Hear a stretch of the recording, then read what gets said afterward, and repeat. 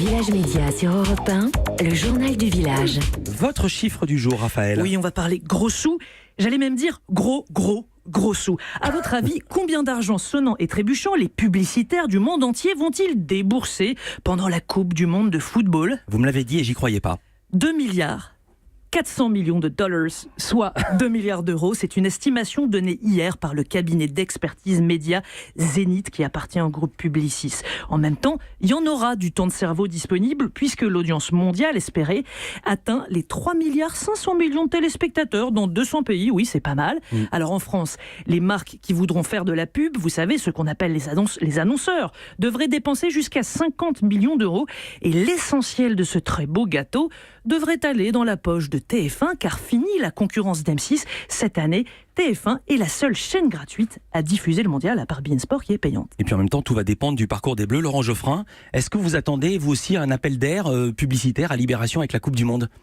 Non, les annonceurs sur le sport ne viennent pas forcément chez nous. C'est dommage, ils seraient bien accueillis. Mais... Et ceux du luxe ? C'est le moment de faire passer un message. Ceux du luxe. Je vous en parle parce qu'en 2012, les annonceurs du luxe avaient boudé après la fameuse une Casse-toi Richecon. Ah, c'était une bêtise, oui. Qui mettait en cause Bernard Arnault. C'était une bêtise. Non, mais qu'on mette en cause Bernard Arnault, ça peut se comprendre. Mais là, c'était insultant. C'était le titre qui était insultant. Ouais. Le manque à gagner, vous l'avez jamais confirmé. C'était désapprouvé, y compris par nos lecteurs qui n'aiment pas Bernard Arnault. C'était vraiment une erreur. D'accord. Et le manque à gagner, certains l'avaient évalué à 700 000 €. C'était... Ça me paraît vraisemblable, je n'étais pas là à ce moment-là, mais ça me paraît vraisemblable, oui. Ouais. Oui, on a perdu de l'argent. Ouais. C'est la vie.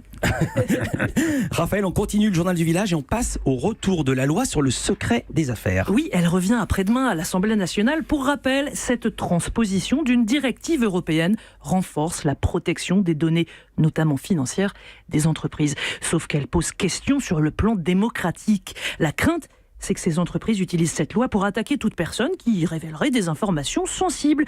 Sur Internet, une pétition pour amender cette loi a déjà reçu 550 000 signatures. En première ligne, un collectif appelé « Informer n'est pas un délit » tente de mettre le sujet au cœur du débat public. Et demain, une soixantaine d'ONG, associations, agences de presse et sociétés des journalistes, dont celles de TF1, France 2, France 3, Europe 1, BFM TV, Le Figaro, le journal du dimanche, vont signer une tribune à ce sujet. Où ça ? Dans un journal ? Libération. Laurent Geoffrin, c'est vous qui avez donné le feu vert. Pour quelle raison ? Pour cette opération. Loi est une loi entre guillemets scélérate. Enfin, c'est pas le fascisme, hein, mais enfin, c'est une loi tout à fait condamnable parce que les journaux vont courir des risques considérables. Après, on peut nous attaquer sur le plan financier parce qu'on a divulgué telle ou telle chose. Mais s'il y a une turpitude à l'intérieur d'une entreprise, c'est la moindre des choses que nous en parlions. Si ça crée un dommage à l'entreprise, on va nous attaquer. Alors que ce que fait l'entreprise, si ça se trouve, crée des dommages, non pas à ses actionnaires, mais à ses clients. S'il y a un problème sanitaire, par exemple. Et cette loi, si elle est interprétée par les juges de manière un peu méchante, peut se retourner contre nous. Donc on soutient ces initiatives. Et moi j'ai manifesté, même ça m'arrive rarement de manifester, parce que les directeurs de journaux ne sont pas censés faire des manifestations, mais on a été sur le pont de la Concorde avec la CGT, et puis beaucoup de journalistes, etc., pour déployer une banderole devant l'Assemblée nationale pour attirer l'attention du public sur cette loi qui est dangereuse. Retour au journal du village, quoi de neuf au niveau des programmes ? Alors, sur la chaîne d'info CNews, Laurence Ferrari et Jean-Marc Morandini vont bénéficier de davantage de temps d'antenne info de nos confrères de Télé 2 Semaines. Et puis, je voudrais vous parler d'une série que je suis sûr vous adorez. Vous avez reconnu un gars, une fille, Chouchou et Loulou, Jean Dujardin et Alexandra Lamy, bien sûr.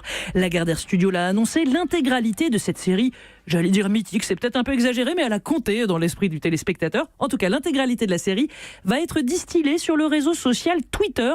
On parle de 5 saisons, soit 485 épisodes. Rendez-vous donc sur le compte Uguf officiel. Uguf, c'est un gars, une fille. Ah oui. Ouais, Uguf. Voilà. Uguf. Et puis du neuf en kiosque ce matin. Oui, alors je voulais Laurent Geoffrin est avec nous, donc on regarde la une de Libération. Vous pouvez la voir sur notre live vidéo. Il s'agit du sommet au sommet entre Kim et Trump. Il y a cette photo en mode croisons-les, un mélange assez bizarre entre les visages de Donald Trump et de Kim Jong-un. Une sorte de cauchemar en graphisme, quoi. Ce qui est drôle, c'est que le lecteur est sollicité. Historique, cocher la bonne case, voilà. Merci beaucoup Raphaël Baillot. Laurent Geoffrin, c'est une figure, les unes de Libé, ça fait partie des légendes de la presse. Est-ce que votre service édition est plus étoffé que d'autres pour faire la une ? Est-ce qu'il y a des gens qui sont... On fait ça depuis toujours, on se met à 4 ou 5 dans une petite pièce et on dit des bêtises. D'accord. D'où le calembour souvent. Brainstorm en bon français. Considérable, alors qu'on écarte. Alors parfois on les écarte pas, comme dans le cas d'Arnaud. On aurait mieux fait de le garder pour nous et de l'afficher dans le bureau, mais c'est autre chose. Mais on dit énormément de bêtises et à la fin il y a une de ces bêtises qui fait la une. Juste un mot, Libération est un journal positionné clairement à gauche. Pourquoi c'est pas l'errance du bateau l'Aquarius qui a été refusé par Malte et par l'Italie avec son cortège triste de migrants qui fait la une aujourd'hui ? On était parti pour, et puis le sommet est quand même historique et est quand même très important.